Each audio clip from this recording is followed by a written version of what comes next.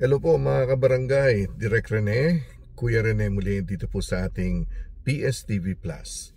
Alam niyo mga kabarangay, since the start of 2023 ay dumadami na po ang mga bumibisita sa atin. Mga atleta, mga singers, politicians, mga filmmakers, marami na po. No? Ilan po dyan ay ang Eraserheads, pumunta na dito. Yung grupong Sweet Notes, Sweet Notes ba yun? Love Notes. Anguilas Legends, no? Yung si Ian Veneracion, may mga komedyante at marami pang iba. At may mga dadating pa, no? Kagaya po si Gary Valenciano, dadating po dito sa Auckland. Galing na siya sa Wellington.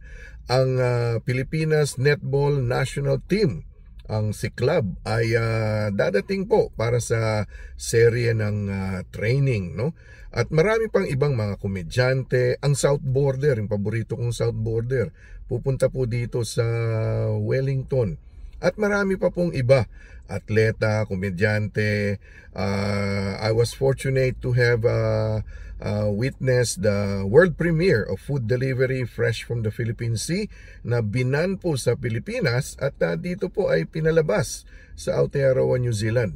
Kaya nakita ko ba dumadami na naman po ang pumupunta dito, kagaya po ng pre-COVID, ganun nga po noon, no? So ngayon ay mukhang nagre-recover na ang mga producers, nagre-recover na rin ang ekonomiya, may disposable income na rin para manood. Kaya yun, dumadami. Kaya ito po yung tinatawag na flow-on effect nito, yung chain reaction, yung ripple effect, ay mga atleta dito sa Aotearoa, New Zealand, mga Pilipino, Kiwi, no? Ay atleta, komedyante, mga banda, mga artista. Ang flow-on effect po nito ay mai-inspire tayo.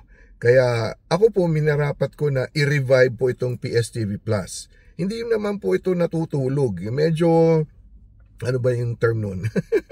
Hindi naman siya natutulog. Basta nandyan lang siya. No? So ngayon, ay aktibo po natin i-revive ito pong ating PSTV Plus YouTube channel. Kaya like, share, comment, and subscribe na po kayo dito sa PSTV Plus. Ako po muli ang inyong kaibigan sa Impapawid, ang inyong Direk Rene, ang inyong Kuya Rene.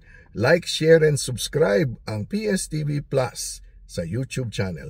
Maraming salamat. Thank you. Take care and God bless.